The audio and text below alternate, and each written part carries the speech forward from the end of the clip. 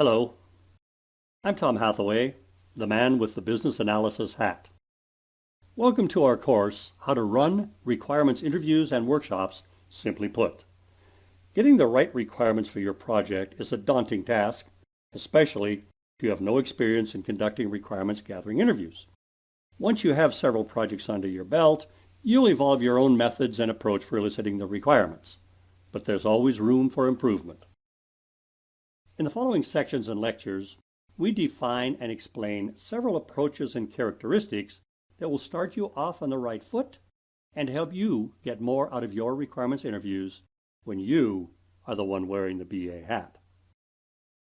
Upon successful completion of the entire course, students will be able to define and distinguish 5 specific requirements elicitation approaches, evaluate the pros and cons of each approach for your organization and your project, use informational and active listening to capture hidden requirements, prepare, perform, and manage effective requirements gathering interviews and workshops, recognize the specific challenges and strengths of facilitated requirements workshops involving cross-functional groups of stakeholders.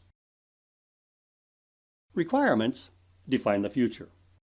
If you don't define your future, you have no expectations and must be willing to accept whatever comes your way.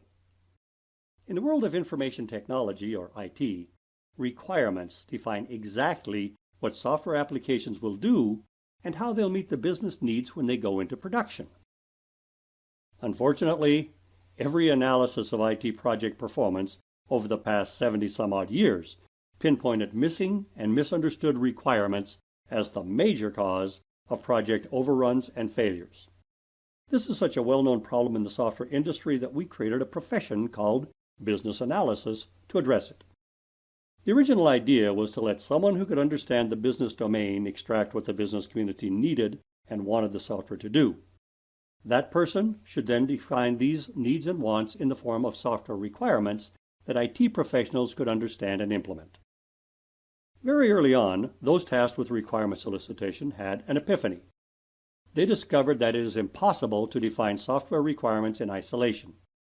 Since changes to the software affect how the organization would work in the future, the requirements have to include how people will interact with the application. Changing people's behavior also requires changes in personnel training.